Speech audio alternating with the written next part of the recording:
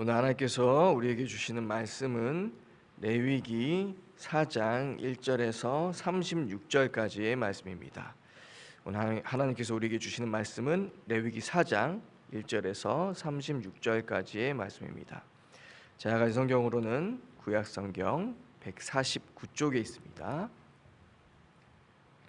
모두 찾으셨으면 우리 다 같이 한 목소리로 합독하시겠습니다.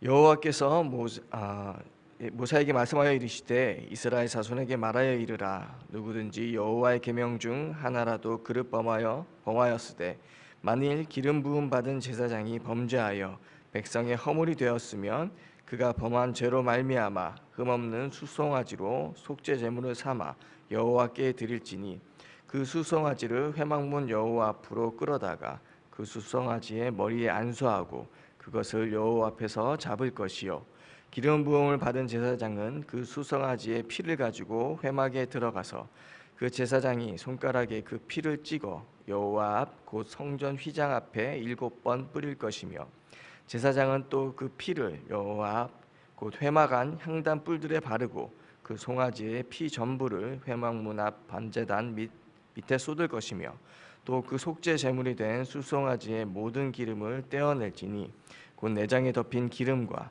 내장에 붙은 모든 기름과 두 콩팥과 그 위의 기름 곧 허리 쪽에 있는 것과 간에 덮인 꺼풀을 콩팥과 함께 떼어내되 화목제 제물의 소액에서 떼어냄 같이 할 것이요 제사장은 그것을 번제단 위에서 불사를 것이며 그 수송아지의 가죽과 그 모든 고기와 그것의 머리와 정강이와 내장과 똥 곧 그 송아지의 전체를 진영 바깥 재버리는 곳인 정결한 곳으로 가져다가 불로 나무 위에서 사르되 곧 재버리는 곳에서 불사를 지니라.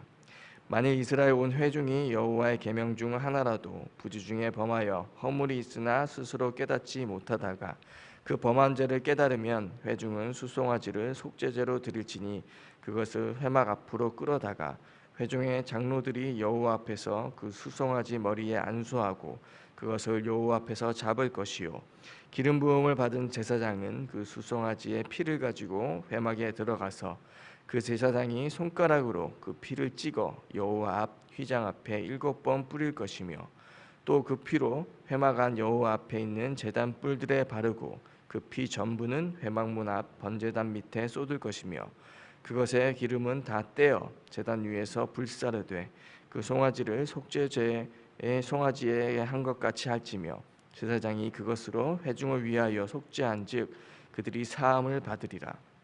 그는 그 수송아지를 진영 밖으로 가져다가 첫 번 수송아지를 사름같이 불사를 지니 이는 회중의 속죄제니라. 만일 족장이 그의 하나님 여호와의 계명 중 하나라도 부지 중에 범하여 허물이 있었는데 그가 범한 죄를 누가 그에게 깨우쳐 주면 그는 흠없는 염소를 예물로 가져다가 그 수염소 머리에 안수하고 여호와 번제물을 잡는 곳에서 잡을지니 이는 속죄제라. 제사장은 그 속죄 제물의 피를 손가락에 찍어 번제단 뿔들에 바르고 그 피는 번제단 밑에 쏟고 그 모든 기름은 화목제 제물의 기름같이 제단 위에서 불사를 지니 이같이 제사장이 그 범한 죄에 대하여 그를 위하여 속죄한즉 그가 사함을 얻으리라.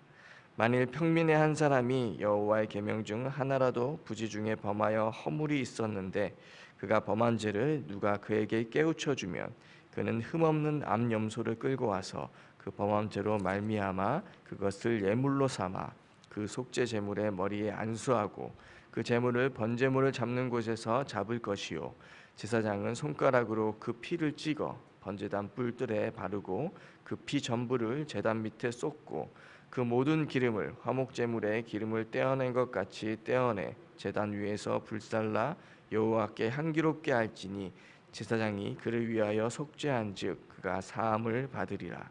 그가 만일 어린 양을 속죄 제물로 가져오려거든 흠없는 암컷을 끌어다가 그 속죄제 제물의 머리에 안수하고 번제물을 잡는 곳에서 속죄 제물로 잡을 것이요 제사장은 그 속죄 제물의 피를 손가락으로 찍어 번제단 뿔들에 바르고 그 피는 전부 제단 밑에 쏟고 그 모든 기름을 화목제 어린 양의 기름을 떼어낸 것 같이 떼어내 제단 위 여호와의 화목제물 위에서 불사를 지니 이같이 제사장이 그가 범한 죄에 대하여 그를 위하여 속죄한즉 그가 사함을 받으리라. 아멘. 네, 오늘 우리가 묵상한 레위기 4장은 속죄제에 대한 규례입니다. 본문 2절을 보면 누구든지 여호와의 계명 중 하나라도 그릇 범했을 경우 속죄제를 드리라고 하십니다. 여기서 그릇 범했을 경우는 네 가지인데 첫 번째는 3절에 제사장이 죄를 범했을 경우이고, 두 번째는 13절에 온 회중이 죄를 범했을 경우, 세 번째는 22절에 족장이 죄를 범했을 경우, 마지막으로는 27절에 평민이 죄를 범했을 경우입니다. 첫 번째 제사장이 죄를 범했을 경우를 빼고 나머지 세 가지는 모두 부지중에 죄를 범했을 경우입니다. 부지중이라고 하는 말은 고의로 범하는 죄와는 구별되는 알지 못하는 중에 범하게 된 죄를 가리킵니다. 그렇기 때문에 속죄제는 일부러 죄를 지어놓고서도 속죄제만 드리면 괜찮다고 생각하면 안 된다는 것입니다. 그릇 범하여란 율법이 육신으로 말미암아 연약하여 할 수 없는 그것을 하나님은 하시나니라는 로마서 8장 3절의 말씀에 우리 인간의 연약한 부분으로 볼 수 있습니다. 율법의 행위로는 의롭다함을 얻을 육체가 없다는 것은 율법이 잘못되어서가 아니라 육신의 연약함으로 말미암아 인간이 율법을 온전히 지킬 수 없다는 말입니다. 그렇기 때문에 하나님의 뜻대로 살기를 원하지만 육신의 연약함으로 인해 어쩔 수 없이 그릇 범하여 부지중에 죄를 짓게 될 경우 속죄제를 드리라는 말씀입니다. 그러므로 하나님께서 율법을 주신 의도는 너희는 내가 명령한 율법을 완벽하게 다 행하고 지켜서 구원을 받으라고 주신 것이 아닙니다. 전적으로 타락하고 부패한 인간이 율법을 온전히 지킬 수 없다는 것을 우리보다 하나님은 더 잘 알고 계시기 때문입니다. 하나님께서는 제일 먼저 3절에 만일 기름 부음 받은 제사장이 범죄하여 백성이 허물이 되었으면 이라는 말씀을 통해서 제사장이 드릴 속죄제에 대해서 말씀하고 계십니다. 여기서 제사장이 범죄하여 백성이 허물이 되었다는 말은 제사장의 범죄는 죄의 영향력이 제사장 자신에게만 미치는 것이 아니라 백성 전체에 미친다는 점입니다. 왜냐하면 그는 하나님과 백성 사이에서 중보자 역할을 하는 자이기 때문입니다. 예를 들면 다윗 왕이 교만해서 인구조사를 하다가 그 죄의 대가로 백성들이 7만 명이나 전염병으로 죽었던 일이 있었습니다. 이처럼 지도자가 된 자들의 책임이 중하다는 점을 알았기에 야고보서 3장 1절에 내 형제들아 너희는 선생이 된 우리가 더 큰 심판을 받을 줄 알고 선생이 많이 되지 말라고 경계했던 것입니다. 제사장, 회중, 족장, 또 평민을 포함해서 공통적으로 동일한 것은 다른 제사와 같이 제물이 흠이 없어야 하고 죄를 전가하기 위해서 제물의 머리에 안수하고 또 그 가축을 잡아서 죽이고 불사르는 것입니다. 그런데 속죄제가 다른 제사와 틀린 점은 제물이 흘린 피를 처리하는 방식에 있습니다. 5절과 6절을 보면 제사장이 죄를 범했을 때는 피를 가지고 회막, 즉 성소로 들어가서 성소의 휘장 앞에 7번 뿌려야 합니다. 그리고 본문 16절과 17절의 말씀을 보면 온 회중이 죄를 범했을 때도 똑같이 해야 합니다. 제사장과 온 회중의 속죄제의 규례가 같다는 것입니다. 그리고 제물도 동일하게 제일 상급인 흠없는 수송아지로 드려야 합니다. 이 말은 죄질이 그만큼 무겁다는 것을 뜻합니다. 제사장의 범죄는 피를 가지고 회막에 들어가야 해결이 될 만큼 중하다는 점과 제사장의 범죄의 결과는 온 회중이 죄를 범하는 것과 같이 크다는 사실을 말해주고 있는 것입니다. 그렇다면 피를 휘장 앞에 뿌리는 이유는 무엇일까요? 이는 내가 그 피를 볼 때 너희를 넘어가리라고 하신 6월절의 사건처럼 지성소에 임재하시는 하나님께서는 휘장 앞에 뿌려진 피를 통해 제사장으로 하여금 죄 사함을 얻게 하시겠다는 것입니다. 그리고 7절에 향단 뿔들에 바르라고 하신 말씀을 통해서 기도의 상징인 향단의 피를 바르는 행위는 제사장의 범죄로 막혔던 하나님과의 교제가 대속의 피를 뿌림으로 인해서 회복된다는 점을 의미합니다. 오늘 본문 말씀 26절에 이같이 제사장이 그 범한 죄에 대하여 그를 위하여 속죄한즉 그가 사함을 얻으리라고 말씀하셨고, 그리고 31절에도 제사장이 그를 위하여 속죄한즉 그가 사함을 받으리라 하시고, 또 오늘 본문 말씀 마지막 절에서도 이같이 제사장이 그가 범한 죄에 대하여 그를 위하여 속죄한즉 그가 사함을 받으리라고 말씀하셨습니다. 그렇다면 숫송아지나 염소로 속죄제를 드림으로 인해 죄가 완전히 사해지는 것일까요? 하나님께서는 3번이나 사함을 받으리라고 말씀하셨기 때문에 죄는 사함을 받습니다. 하지만 그 죄가 완전히 해결받았느냐의 문제가 있습니다. 히브리서 10장 4절에는 이는 황소와 염소의 피가 능히 죄를 없이 하지 못함이라라는 말씀이 있습니다. 죄는 사람이 범했는데 짐승이 죽는다고 죄가 해결되는 것이 아니라는 것입니다. 해결되었다면 굳이 하나님의 독생자 예수 그리스도께서 이 세상에 육신의 몸을 입고 오셔서 십자가에서 우리의 죄를 위해서 죽으셔야 할 이유가 없기 때문입니다. 속죄제 제도를 명하신 하나님의 의도는 로마서 3장 25절에 잘 나타나 있습니다. 이는 하나님께서 길이 참으시는 중에 전에 지은 죄를 간과하심으로 자기의 의로우심을 나타내려 하심이니 라는 말씀을 통해서 구약 시대에는 하나님께서 죄에 대해 길이 참으시는 기간이었음을 알려주고 있습니다. 그리고 죄를 간과하심으로 죄를 보고도 못 본 척하신 기간이었고, 자기의 의로우심을 나타내는 시기까지, 즉 자기 아들을 대속제물로 세우시기까지 그렇게 하셨다는 말입니다. 즉 십자가 사건은 길이 참으시면서 죄를 눈감아 주시던 하나님께서 인간의 죄에 대한 진노를 자기 아들에게 쏟으신 하나님의 공의를 나타내신 사건이었던 것입니다.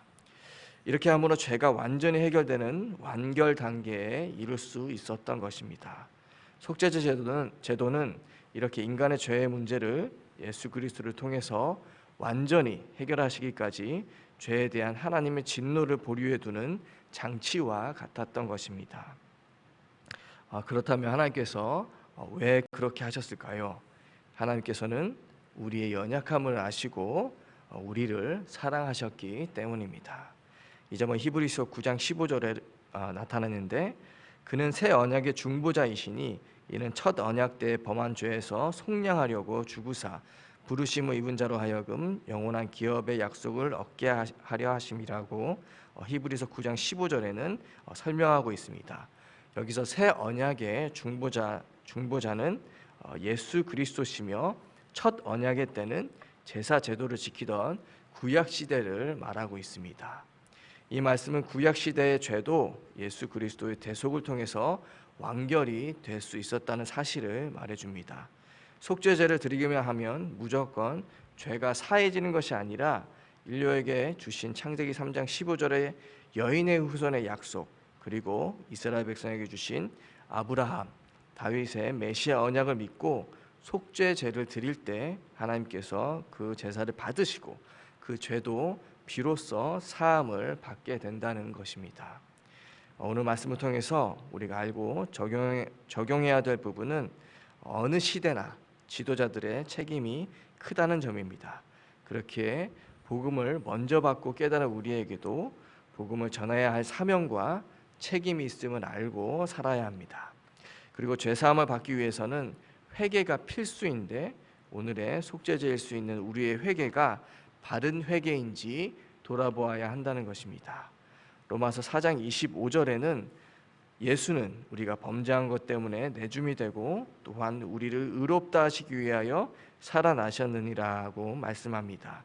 즉 예수님께서 내가 범한 죄로 말미암아 나를 대신하여 죽으셨고 이를 믿어 죄사함을 받은 사람이라면 육신의 연약함으로 인해 실수하고 넘어졌을 경우에도 애통하는 회개가 있어야 한다는 말이 됩니다.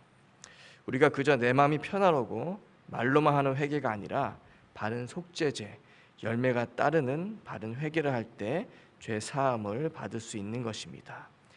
내가 전적으로 부패한 내가 죄를 지을 수밖에 없는 연약한 죄인임을 인정할 때 우리는 예수님만 진심으로 바라보고 또 예수님만 필요로 하게 되고 예수님의 십자가 대속 사건의 죄 사함의 은혜가 우리에게 풍성하게 임하게 되는 것입니다. 오늘도 속죄제에 대한 말씀을 묵상하면서 먼저 복음을 받은 자로서 우리가 세상에서 복음을 전하는 사명을 감당하는 자로 말하고 행동하고 살고 있는지 돌아보기 원합니다.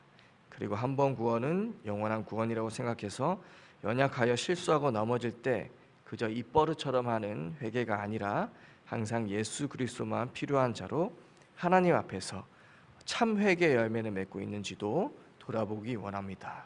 그래서 항상 하나님 앞에 거룩한 주의 자녀로 참 회개의 열매를 맺고 살아가는 우리 모두 되기를 간절히 소원드립니다. 기도하겠습니다. 하나님 아버지, 오늘 속죄제 제도를 통해서 왕같은 제사장으로서의 사명을 가지고 구원을 위해 우리가 살아가고 있는지 돌아보게 하여 주시옵소서. 한번 구원받았으니 마음대로 사는 것이 아니라 우리의 약함을 아시는 하나님께서 예수님을 보내주셔서 영원한 화목제물로 삼으신 그 은혜를 기억하며 그 죄사함의 은혜를 날마다 풍성히 누리며 참 회개의 열매를 맺고 살아가게 하여 주시옵소서. 예수 그리스도의 이름으로 기도드리옵나이다. 아멘. 하늘에 계신 우리 아버지, 아버지의 이름을 거룩하게 하시며 아버지의 나라가 오게 하시며 아버지의 뜻이 하늘에서와 같이 땅에서도 이루어지게 하소서. 오늘 우리에게 일용할 양식을 주시고 우리가 우리에게 잘못한 사람을 용서하여 준 것 같이 우리 죄를 용서하여 주시고 우리를 시험에 빠지지 않게 하시고 악에서 구하소서. 나라와 권능과 영광이 영원히 아버지의 것입니다. 아멘.